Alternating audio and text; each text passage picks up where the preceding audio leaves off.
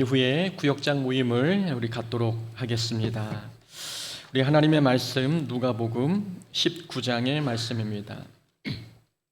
누가복음 19장 11절부터 27절까지의 말씀입니다. 누가복음 19장 11절부터 27절까지의 말씀입니다. 우리 한 절씩 교독하겠습니다. 11절 먼저 봉독해 드립니다. 그들이 이 말씀을 듣고 있을 때에 비유를 더하여 말씀하시니 이는 자기가 예루살렘에 가까이 오셨고 그들은 하나님의 나라가 당장에 나타날 줄로 생각함이더라. 이르시되 어떤 귀인이 왕위를 받아가지고 오려고 먼 나라로 갈 때에 그 종 열을 불러 은하 10문화를 주며 이르되 내가 돌아올 때까지 장사하라 하니라.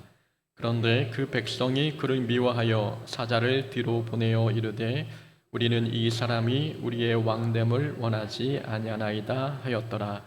귀인이 왕위를 받아가지고 돌아와서 은하를 준 종들이 각각 어떻게 장사하였는지를 알고자 하여 그들을 부르니 이르되 주인이여 당신의 한 문화로 10문화를 남겼나이다. 주인이 이르되 잘하였다 착한 종이여 내가 지극히 작은 것에 충성하였으니 10고을 권세를 차지하라 하고 그 둘째가 와서 이르되 주인이여 당신이 한 문화로 5문화를 만들었나이다. 주인이 그에게 이르되 너도 5고을을 차지하라 하고 또 한 사람이 와서 이르되 주인이여 보소서 당신의 한 문화가 여기 있나이다. 내가 수건으로 쌓아두었나이다. 이는 당신이 엄한 사람인 것을 내가 무서워함이라. 당신은 두지 않은 것을 취하고 심지 않은 것을 거두나이다. 주인이 이르되 악한 종아 내가 내 말로 너를 심판하노니 너는 내가 두지 않은 것을 취하고 심지 않은 것을 거두는 엄한 사람인 줄로 알았느냐. 그러면 어찌하여 내 돈을 은행에 맡기지 아니하였느냐. 그리하였으면 내가 와서 그 이자와 함께 그 돈을 찾았으리라 하고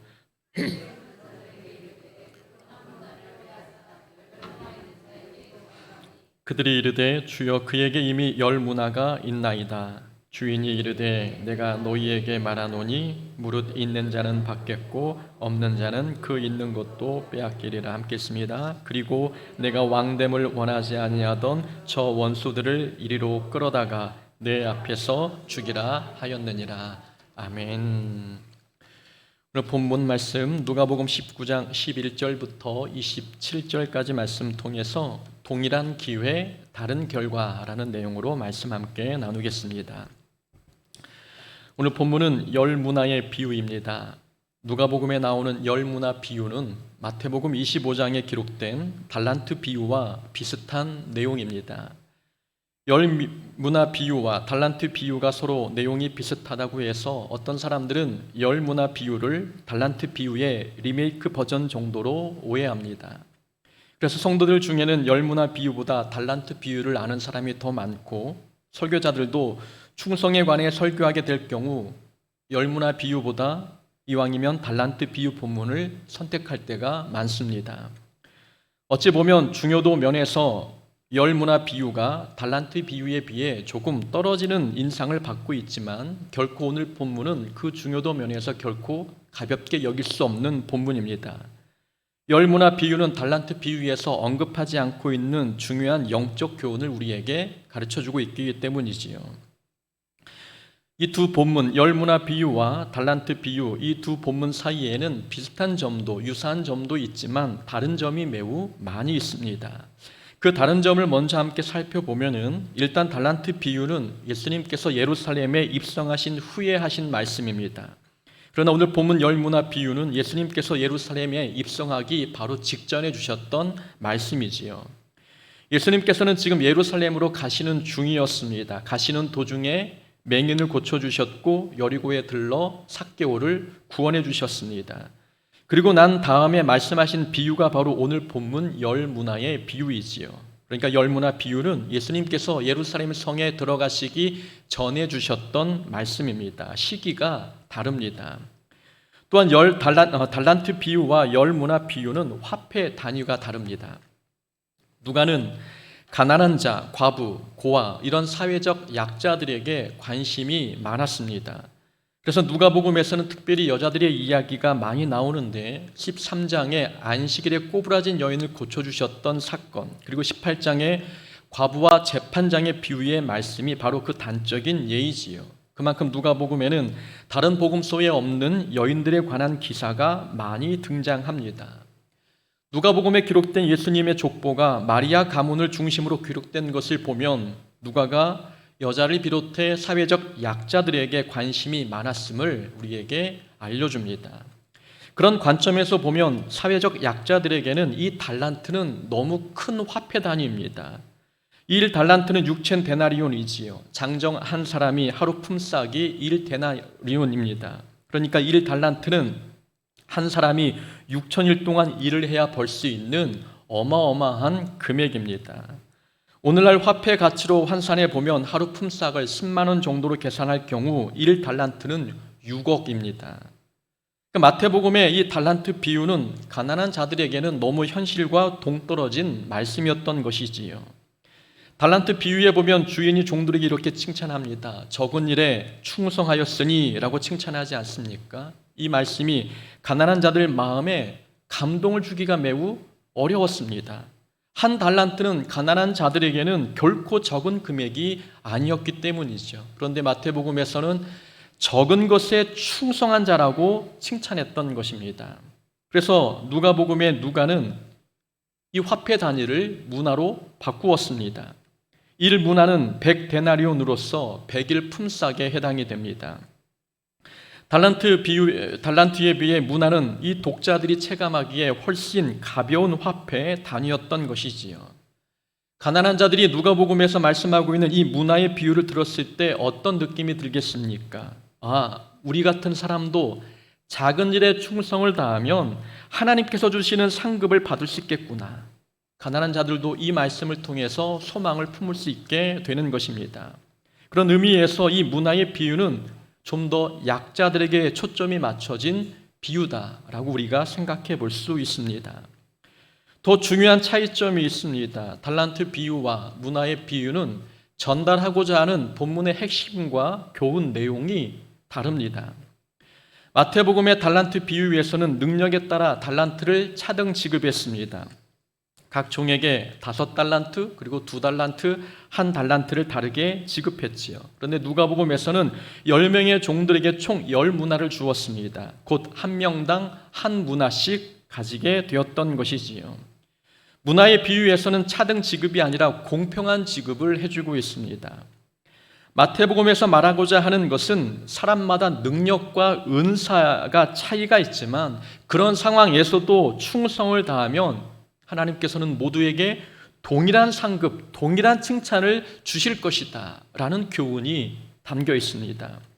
우리가 알고 있듯이 달란트 비유에서는 종들이 주인에게 모두 동일한 칭찬을 받지 않았습니까? 마태복음의 달란트 비유는 능력은 다르지만 충성을 다하면 하나님께 동일한 상급을 받을 수 있다라는 것이 교훈이지요. 그런데 문화의 비유에서는 종들이 지급받은 금액은 모두 1문화씩 공평했습니다. 그런데 상급에서는 차등을 두고 있지요. 누가복음에서 강조하고 있는 내용은 동일한 기회입니다. 모든 사람이 공평하게 동일한 기회를 부여받았다는 것이지요. 환경도 조건도 모두 동일합니다. 그러나 주어진 동일한 기회 속에서 우리가 어떻게 신앙생활을 하느냐에 따라서 나타나는 믿음의 결과는 분명 다르다라는 것을 우리에게 말씀해 주고 있습니다. 하나님께서는 우리 모두에게 동일한 기회를 주셨습니다. 모두에게 예수 믿을 수 있는 기회를 주셨고 회개할 기회를 주셨으며 또한 하나님을 위해 일할 수 있는 시간과 재능을 주셨습니다. 특정한 사람에게만 일하기 쉬운 환경을 주시고 나에게만 힘들고 어려운 환경을 주시는 것이 결코 아닙니다. 모두가 처해 있는 상황과 환경은 동일하고 공평합니다. 그런데 문제는 이 동일한 상황인데도 불구하고 사람마다 믿음의 결과가 다르게 나타나고 있다는 것입니다. 같은 상황인데도 어떤 사람은 믿음이 성장하고 어떤 사람은 퇴보합니다. 어떤 사람은 성령의 열매가 많이 맺어지는데 어떤 사람은 같은 상황이고 같은 환경인데 입만무성한 신앙생활을 하고 있습니다. 오늘 본문이 그 부분을 짚어주고 있는 겁니다. 어찌하여 동일한 조건 속에 있는데 어찌하여 공평한 기회를 얻었는데 왜 결과가 달라지느냐? 같은 조건의 환경에서 왜 사람마다 믿음 성장의 차이가 나타나고 성령의 열매가 사람마다 다르게 열리는가? 오늘 본문이 이런 질문에 대해서 우리에게 답을 주고 있는 것입니다. 같은 기회가 주어졌지만 결과가 다르게 나타나는 이유, 두 가지 이유 때문입니다. 오늘 본문이 말씀하는 두 가지 이유가 나오는데, 첫째는 사람마다 섬기는 왕이 다르기 때문입니다. 그리고 둘째는 환경을 대하는 태도가 사람마다 다르기 때문입니다. 하나씩 한번 살펴보겠습니다. 같은 기회가 주어졌지만 결과가 다른 이유. 첫 번째, 사람마다 섬기는 왕이 다릅니다.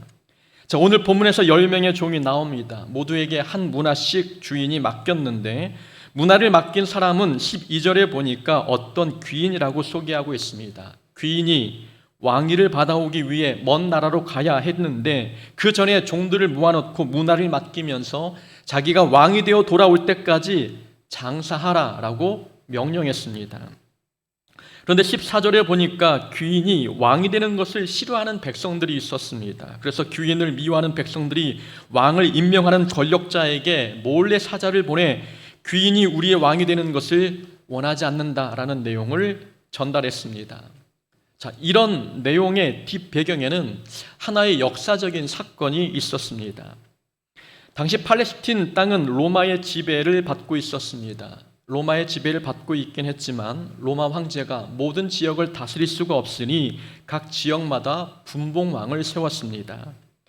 팔레스틴 땅은 헤롯 대왕이 분봉왕이 되어서 이스라엘을 다스리고 있었지요.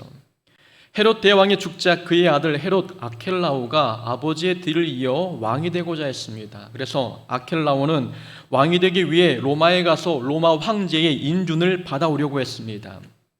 그런데 아켈라오는 잔인하고 포악한 성격의 소유자였습니다. 유대인들은 아켈라오가 왕이 되는 것을 반대했고, 그래서 아켈라오의 계획을 무산시키기 위해 비밀리에 50명의 사절단을 황제에게 보냈습니다. 14절의 내용이 이 사건을 염두에 둔 것이지요. 14절에 보니까 사자를 뒤로 보내 이 사람이 우리의 왕됨을 원하지 아니하나이다. 비밀리에 사자를 보내 귀인이 왕이 되는 것을 반대했다는 뜻입니다. 자, 50명의 사절단은 황제에게 전하기를 유대인들은 아켈라오를 싫어합니다 라는 내용을 전달했습니다. 황제는 이를 받아들여 아켈라오에게 왕의 칭호를 주지 않았고 대신 팔레스틴 지역을 세 구역으로 나누어서 헤롯 대왕의 세 아들들에게 다스리도록 허락했습니다. 이 잔혹한 사람 헤롯 아켈라오는 사마리아와 유대 지역을 다스렸고 갈릴리 지역은 헤롯 안티바가 다스렸습니다. 그리고 갈릴리 바다 동쪽 편은 헤롯 빌립이 다스리게 되었지요. 왕이 되고자 했던 아켈라오의 계획이 무산되자 아켈라오는 자신을 반대했던 유대인들 8,000여 명을 잔혹하게 죽였습니다. 후에 아켈라오는 그 잔인함 때문에 사마리아와 유대 지역을 다스리지 못하고 폐위됩니다. 그래서 그를 대신하여 빌라도 총독이 사마리아와 유대를 다스리게 되는 것이지요. 이 아켈라오가 유대인을 학살한 사건은 유대인들에게 너무나 잘 알려진 사건이었습니다. 예수님께서는 사람들이 잘 알고 있는 이 아켈라오 사건을 예로 염두에 두고 문화 비유를 말씀해 주고 있는 것입니다. 유대인들이 아켈라오가 왕이 되는 것을 싫어했던 것처럼 백성들 중에는 이 본문 속 귀인이 왕이 되는 것을 싫어하는 사람들이 있었다는 것입니다. 어떤 종들은 문화를 받고도 일하지 않았는데 일하지 않은 이유는 귀인을 왕으로 인정하지 않았기 때문입니다. 내 주인을, 나에게 문화를 맡긴 그 주인이 내 삶의 왕이 된다는 것 인정하기 싫었던 것입니다. 그런데 본문을 보니까 귀인은 왕이 되어 돌아왔습니다. 아켈라오는 왕이 되지 못한 상태로 돌아왔지만 귀인 곧 예수님은 이 땅에 왕으로 오셨고 훗날 다시 왕으로 이 땅에 재림하실 것입니다. 사람이 반대하든 찬성하든 사람들이 인정하든 인정하지 않든 예수님께서 왕이시라는 사실은 불변하는 진리였습니다. 그런데 사람들은 예수님을 왕으로 인정하지 않았습니다. 예수님을 하나님의 아들로 자기 인생의 왕으로 인정하지 않으니 동일한 환경과 상황이 주어졌지만 그 상황 속에서 예수님을 위해 전력을 다해 충성하지 않았습니다. 같은 기회가 주어졌지만 믿음의 결과가 다르게 나타나는 이유, 바로 사람마다 섬기는 왕이 다르기 때문입니다. 사람 마음에는 다른 왕들이 존재하고 있는 것입니다. 오늘날에도 많은 성도가 같은 환경에 놓여 있습니다. 그러나 신앙의 믿음의 결과에 차이가 나타나는 이유가 무엇 때문입니까? 사람마다, 성도마다 섬기는 왕이 다르기 때문입니다. 하나님이 왕인 사람이 있지만 돈이 왕인 사람도 있습니다. 권력과 명예가 왕인 사람도 있고 자기 자신이 왕인 사람, 그리고 마음이 헛된 우상을 왕으로 모시고 있는 사람들도 있습니다. 사람마다 섬기는 왕이 다르기 때문에 같은 교회에서 같은 환경에서 신앙생활을 하고 있지만 신앙 성장에 차이가 나타납니다. 사람들은 자기가 섬기는 대상을 위해 충성하고 순종합니다. 섬기는 왕이 예수님이 아닌데 어찌 예수님께 충성하고 순종하는 것이 가능하겠습니까? 하나님이 왕이 아닌 사람은 하나님께 온전한 충성과 100%의 순종을 하기는 어렵습니다. 이런 신앙생활은 아무리 열심히 해도 좋은 결과, 좋은 열매를 맺기는 어렵습니다. 내가 하나님께 100%의 순종과 100%의 충성을 다하지 않는데 어찌 내 삶에 맡겨주신 문화가 더 많이 남아지겠습니까? 오히려 믿음이 퇴보될 수밖에 없습니다. 문제는 우리 마음에 섬기는 왕이 다릅니다. 하나님이 아닌 헛된 왕을 섬기고 있으니 우리는 은혜 충만한 환경 속에서조차 믿음이 퇴보되고 있습니다. 광야라고 하는 동일한 환경에서 모세의 신앙은 성장했는데 백성들의 신앙은 제자리 걸음이었습니다. 이유는 모세의 왕은 하나님이었지만 불평하는 백성들의 왕은 애굽의 바로였습니다. 문제를 만날 때마다 애굽을 그리워하니 백성들은 여전히 바로의 통치에서 벗어나지 못했던 것입니다. 섬기는 왕이 다르니 같은 광야에서 나타나는 열매가 달랐습니다. 다니엘은 바벨론 포로 생활에서도 기도 생활을 이어갔습니다. 사자굴에 들어갈 수 있는 절체절명의 위기 상황에서도 다니엘은 기도하기를 포기하지 않았습니다. 다니엘이 죽음의 위기에서조차 기도를 포기하지 않았다는 것은 다니엘이 평생 하나님만 섬기겠다는 각오를 보여주고 있는 것입니다. 곧 다니엘은 하나님을 왕으로 섬기고 있는 것입니다.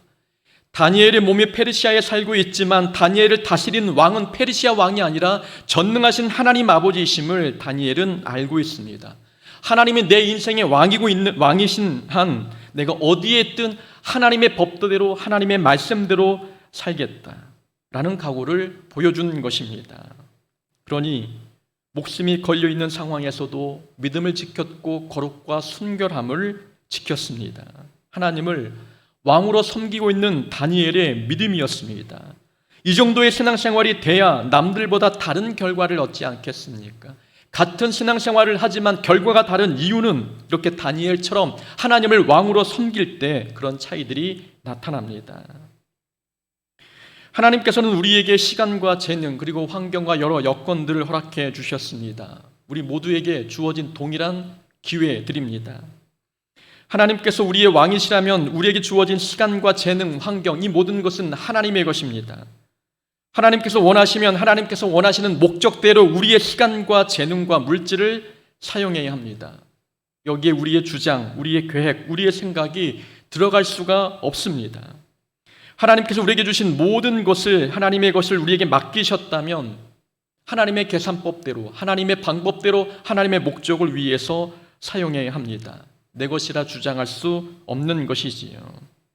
하나님께 드리기 어려운 상황일지라도 순종하고 충성하기 어려운 상황일지라도 하나님이 원하신다면 기꺼이 충성과 순종을 하나님께 올려드려야 합니다. 하나님은 우리의 왕이시기 때문입니다. 하나님은 내 인생과 삶과 마음을 다스리시는 전능하신 왕이시기 때문에 왕이신 하나님이 원하시는 것이라면 기꺼이 그것을 감사하는 마음으로 드려야 합니다.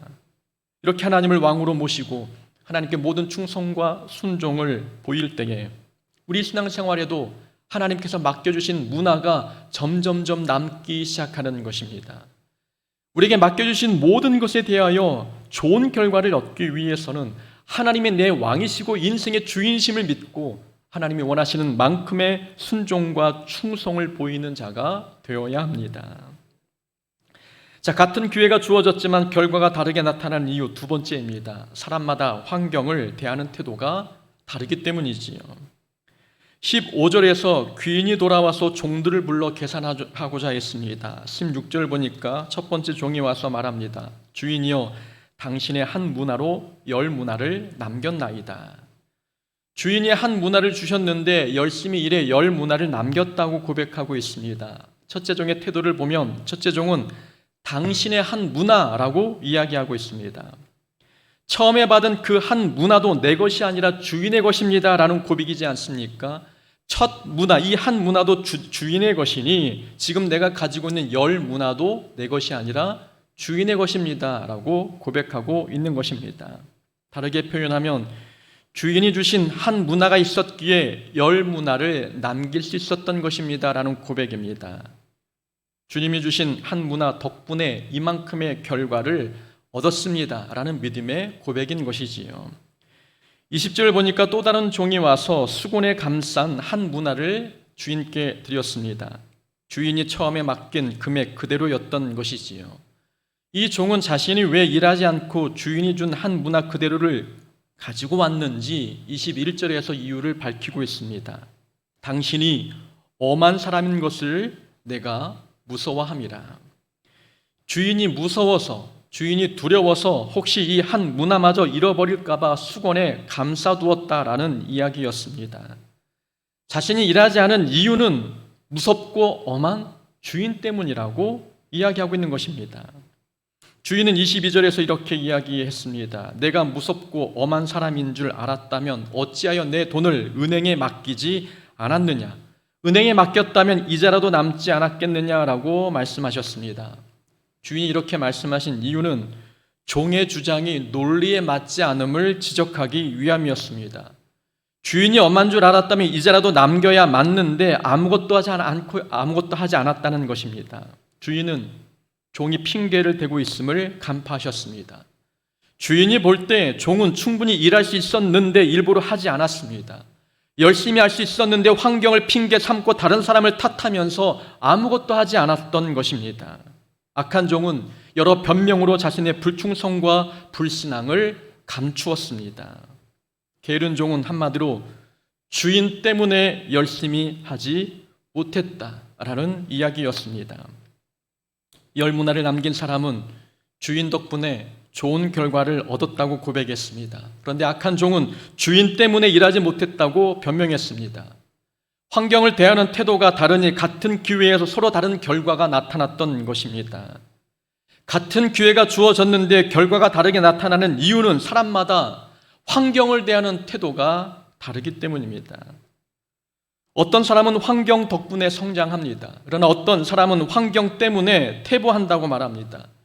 같은 환경이고 동일한 조건인데 누구는 덕분에라는 말을 사용하고 어떤 사람은 때문에라는 단어를 더 많이 사용합니다. 덕분에라는 말을 사용하는 사람에게는 모든 환경이 기회이지만 때문에라는 말을 사용하는 사람에게는 모든 환경이 핑계거리이고 변명거리입니다.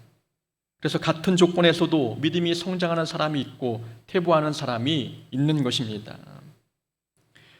교회 개척을 앞두고 총회에서 실시하는 개척훈련 학교에 참여한 적이 있었습니다.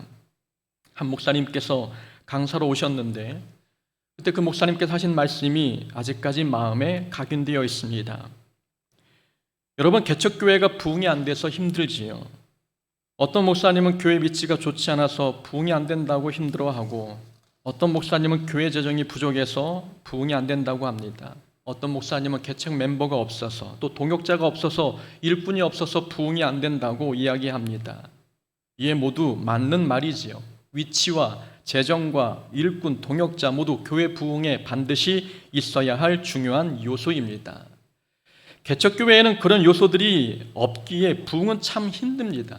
자, 그렇다면 교회 부흥은 차치하고 여러분의 믿음은 성장했습니까? 교회 부흥이야 환경 조건 때문에 안 된다고 치면 여러분의 신앙은 성장했느냐라는 말입니다. 개척교회를 하면서 믿음이 성장하셨습니까? 라고 물으셨습니다. 그 말씀이 뒤통수를 치고 마음에 각인되었습니다. 교회 부흥은 내 힘으로는 안 될 수 있지만 그러나 개척교회를 섬긴다 할지라도 믿음은 성장할 수 있겠구나 라는 생각이 마음 깊이 남았습니다. 개척교회라고 해서 교회가 성장하지 않는다고 해서 믿음도 성장하지 말라는 법이 없지 않는가라는 생각이었지요. 목사님의 말씀은 믿음 성장은 어떤 상황에서도 가능하다는 말씀이었습니다. 하나님을 위한 충성과 순종은 부응이 안 되는 상황에서도 가능하다는 말씀이었습니다. 믿음이 성장하는 데 걸림돌이 되는 요소는 어느 교회나 있습니다. 개척교회도 있고 대형교회에도 시험에 들 만한 문제들이 많이 있습니다. 그러나 그 환경과 상황을 어떤 태도로 받아들이냐에 따라서 결과는 다르게 나타납니다. 모든 환경을 덕분에라고 생각하면 그런 상황에서도 충성하고 순종할 수 있지만, 때문에라는 생각을 가지면 모든 환경은 걸림돌이 되어 충성과 순종이 어려워집니다. 때문에라고 핑계만 대는 상황에서는 하나님께서 맡겨주신 이 문화를 남길 수가 없습니다. 우리는 때문에라는 핑계를 많이 댑니까? 아니면 덕분에라는 믿음의 말을 많이 하고 있습니까? 우리는 힘들게 하는 사람 덕분에 사랑의 문화가 더 남겨지고 있습니다. 힘든 봉사와 사역 덕분에 믿음의 문화가 더 커지고 있습니다. 자존심 상하게 하는 상황 덕분에 인내라는 문화를 많이 남길 수 있었고, 갈등의 상황 덕분에 온유함의 문화도 많이 남길 수가 있었습니다. 광야가 힘들어서 순종할 수 없었다면 가나안 땅에 들어가서는 좀 나아야 하지 않습니까? 그러나 광야에서 불평한 사람은 가나안 땅에서도 불평했습니다. 불평은 환경 탓이 아니라 습관이고 인격이었던 것입니다. 본문 속 악한 종이 충성하지 않은 이유는 환경 탓, 주인 탓처럼 생각하고 있지만, 그러나 그것은 본인의 습관이었습니다. 본인의 성품이었던 것입니다. 게으르고 나태하고 악한 종, 그의 자기 탓 때문에 주어진 같은 상황에서 충성을 다하지 못했던 것입니다. 한번 환경을 탓하기 시작하면, 한번 다른 사람을 탓하기 시작하면 문제에 부딪힐 때마다 언제나 환경을 탓하고 사람을 탓할 수가 있습니다. 우리는 모두가 동일한 기회 속에 놓여 있습니다. 하나님께서 우리에게 동일한 은혜를 부어주셨고 동일한 환경과 조건을 우리에게 허락해 주셨습니다. 이 상황 속에서 우리가 환경 덕분에, 사람 덕분에, 당신 덕분에라는 믿음의 태도를 보일 때에 우리 믿음이 성장하고 하나님을 기쁘게 드릴 수 있는 문화를 남길 수가 있습니다. 주인이 타국에서 돌아와 종들을 불러 계산했습니다. 10명의 종에게 한 문화씩 맡겼는데, 계산할 때 오늘 본문을 보니 3명의 종만 언급하고 있습니다. 이 3명의 종은 3명을 뜻하는 것이 아니라 10명의 종들이 총 3부류의 모습으로 나타나고 있다는 것을 말씀하고 있는 거죠. 10명의 종들 중에 한 부류는 10문화를 남겼고, 또 한 부류는 5문화를 남겼으며, 또 어떤 부류는 한 문화 그대로 가지고 왔다는 것이지요. 주인은 열심히 일해서 좋은 결과를 남긴 종들을 칭찬했습니다. 17절 보니까 잘하였도다 착한 종이여, 내가 지극히 작은 것에 충성하였으니 10골 권세를 차지하라. 주인의 칭찬은 달란트 비유에서의 칭찬과 동일한 내용을 갖고 있지요. 착한 종이여, 지극히 작은 것에 충성하였으니 라고 언급합니다. 주인은 이 종이 얼마를 남겼는지보다도 작은 일에 충성한 일을 칭찬했습니다. 우리 여기서 얻는 교훈이 하나가 있습니다. 하나님은 성공을 칭찬하지 않고 충성을 칭찬하십니다. 하나님은 사람의 성공 대신에 충성했던 그 모습을 칭찬하십니다. 한 문화로 10문화를 남긴 종, 장사수단이 참 좋습니다. 누가 봐도 성공한 사람이지요. 그러나 주인은 결과의 양을 칭찬하지 않으셨습니다. 주인을 위해 충성한 종의 태도를 칭찬하셨습니다. 이처럼 하나님은 인간의 성공을 칭찬하기보다는 하나님을 향한 충성을 다한 그 충성과 순종의 모습을 칭찬하십니다. 하나님의 일은 열심히 노력하고 충성을 다한다고 해서 반드시 좋은 결과가 나타나는 것은 아닙니다. 금식 기도를 하고 설교 준비에 10시간 이상을 투자해도 개척교회가 금방 부흥하는 것은 아니었습니다. 오히려 성도들끼리 싸우고 다투고서 몇 명 안 되는 성도들이 교회를 떠나는 일들만 남게 되는 경우도 있는 거지요. 사랑으로 섬기고 보듬어주고 위로해도 공동체의 분위기가 금방 좋아지는 법은 없었습니다. 열심히 할수록 오해가 쌓이고 애를 쓸수록 사람들은 더 떠나갈 때가 있었습니다. 만약 하나님께서 결과를 보시고 성공을 보시고 그 성공만 칭찬하시는 분이었다면 우리 중에 하나님의 칭찬을 받을 사람이 누가 있겠습니까? 감사하게도 하나님께서는 성공이 아니라 우리의 충성을 칭찬하십니다. 얼마나 충성하고 순종했는지 하나님은 우리의 과정을 보신다는 것입니다. 좋은 결과가 나타나지 않아도 열심히 기도하고 설교 준비한 그 충성을 칭찬하십니다. 상대가 변하지 않아도 계속 사랑하고 참아주고 인내했던 그 충성을 하나님은 칭찬하십니다. 아무도 알아주지 않는 곳에서, 누구도 보지 않는 곳에서 애쓰고 수고하고 땀 흘린 그 충성을 하나님은 칭찬하십니다. 결과와 상관없이, 성공과 상관없이 과정에 충성이 있었다면 하나님은 충성을 보시고 칭찬하시는 분이십니다. 또 하나의 교훈이 있죠. 하나님께서는 작은 일을 통해 우리의 신앙을 평가하십니다. 저에게 가장 은혜가 되는 묵상입니다. 2020년도 12월 달인가요? 달란트 비유를 통해서 설교를 했을 때에도 이 주제를 가지고 잠깐 언급했습니다. 하나님께서는 우리를 평가하실 때 작은 일을 통해서 우리의 충성과 순종을 평가하십니다. 내가 지극히 작은 것에 충성하였으니, 주인은 적은 일에 충성했으니 많은 고을을 맡겨주시겠다고 말씀하셨습니다. 하나님은 큰 일을 맡기시고 그 일을 어떻게 해내는지, 그 어려운 일을 어떻게 수행해내는지 판단하는 분이 아니십니다. 만약 하나님께서 우리가 감당할 수 없는 큰 일을 맡겨주시고 그 일을 어떻게 수행하시는지를 점검하시고 평가하신다면 우리는 부담이 되고 그 테스트를 통과하시는 사람이 몇이나 되겠습니까? 감사하게도 하나님은 작은 일을 통해서 우리의 믿음을 평가하시고 작은 일에 임하는 태도를 통해서 우리의 충성과 순종을 평가하십니다.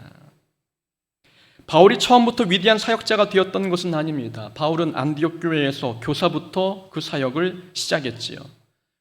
그러다가 바나바와 함께 전도 여행을 떠났는데 그 1차 전도 여행에서 바울의 역할은 바나바를 돕는 일이었습니다. 하나님께서는 교사 일을 통해서 바울을 충성스럽게 보셨습니다. 작은 일에 어떻게 임하는지 모습을 보시고 그의 충성을 칭찬하시고 더 귀한 일들을 맡겨주셨습니다. 하나님은 우리가 작은 일에 어떻게 임하는지를 보십니다. 별로 주목받지 않은 일, 중요하다고 여기지 않는 일, 모든 사람이 무심코 지나가는 그 일을 어떻게 수행하고 감당하고 있는지 그 태도를 보시고 우리의 신앙을 평가하십니다. 하나님은 작은 일을 통해서 우리를 평가하시는 분이십니다. 하나님께서 우리에게 동일한 기회를 주셨습니다. 동일하게 주어진 환경을 어떻게 활용하는지는 우리에게 달려 있습니다. 예수님은 우리의 왕이십니다. 왕이신 예수님께서 기뻐하실 수 있도록 우리의 모든 것을 하나님을 위해 사용해야 합니다. 결과가 나타나지 않아도 환경을 탓하지 말고 사람을 핑계 삼지 말고 주어진 상황에서 우리는 충성을 다해야 합니다. 하나님께서는 성공이 아닌 충성으로 우리를 평가하시고 작은 일에 임하는 우리의 믿음을 보시고 우리를 평가하시는 분이십니다. 주어진 환경에서 우리가 충성을 다해 하나님께 칭찬 듣는 결과를 만들어내는 자가 될 수 있기를 원합니다. 그런 자가 되기를 주의 이름으로 축원합니다. 아멘.